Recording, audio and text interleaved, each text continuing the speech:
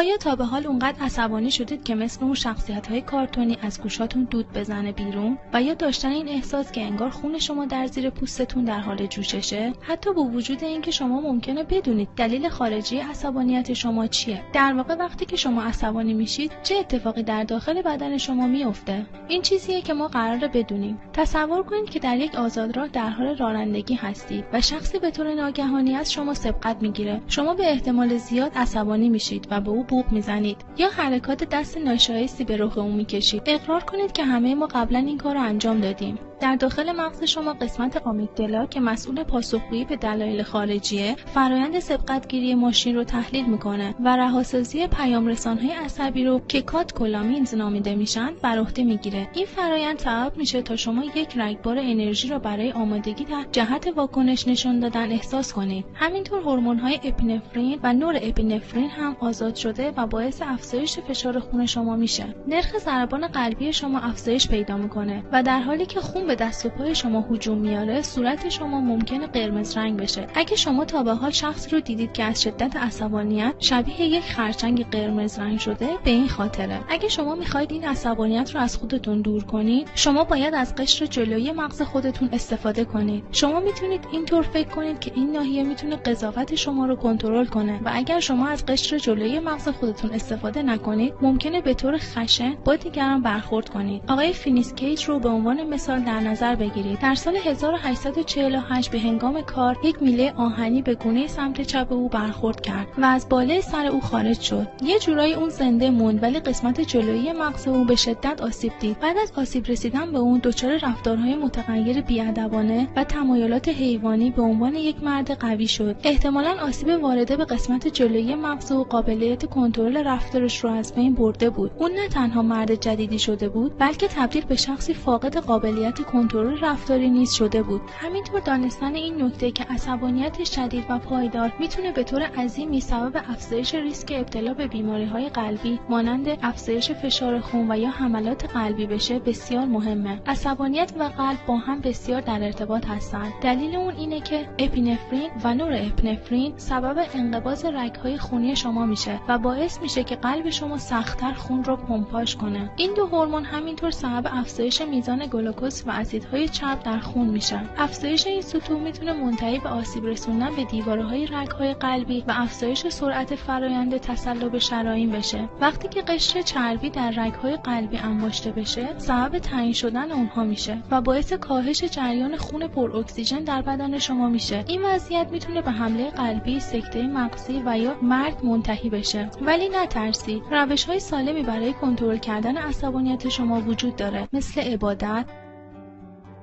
معالجه، مدیریت خشم، ورزش و یا حتی فقط آرام بودن و کاری سرگرم کننده انجام دادن.